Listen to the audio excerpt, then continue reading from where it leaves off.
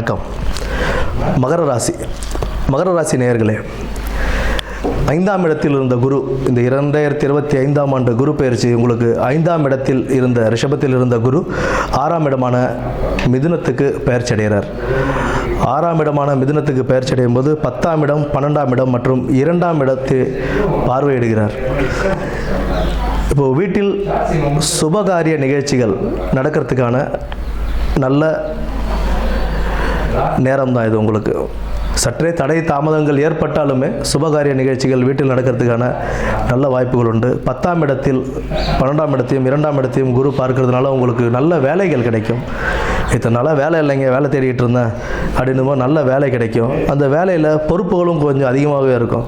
நீங்கள் ஒரு வேலையில் சேர்றீங்க அப்படின்னா அந்த வேலையோட அடுத்த ஒரு லெவலுக்கு உண்டான பொறுப்புகளும் நீங்கள் சேர்ந்து பார்க்குற மாதிரி இருக்கும். ஏன்னா 10ஆம் இடத்தை குரு பார்வையிடுறதுனால உங்களோட தொழில் ஸ்தானத்தை அவர் கெடுக்க மாட்டார்.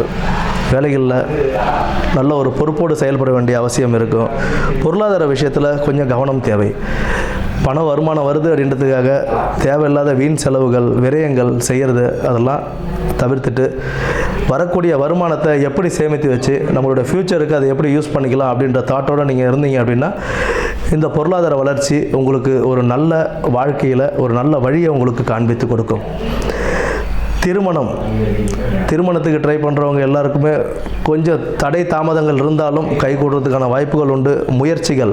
முயற்சிகளை கைவிட வேண்டாம். முயற்சி திருவினையாக்கும் அப்படின்ற மாதிரி முயற்சிகள் கைவிடாமல் நீங்கள் பார்த்துட்டே வந்தீங்க அப்படின்னா அதில் உள்ள வெற்றி வாய்ப்புகள் உங்களோட கடின உழைப்பால் தாமதப்படாமல் நல்லபடியாகவே கைகூடும்.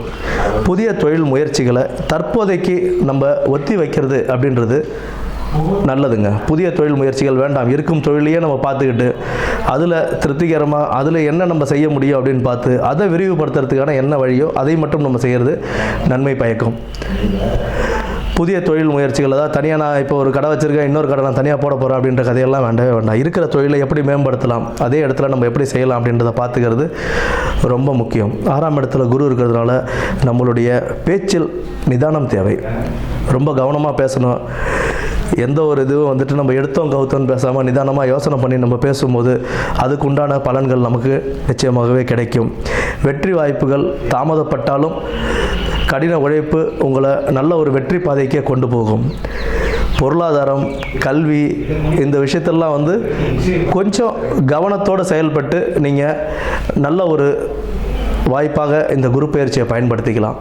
ஆக சற்றே கவனத்துடன் செயல்பட்டு நல்ல ஒரு பலன்களை பெற இந்த குரு பயிற்சி உங்களுக்கு நல்ல வாழ்க்கையை அமைத்து தரும்.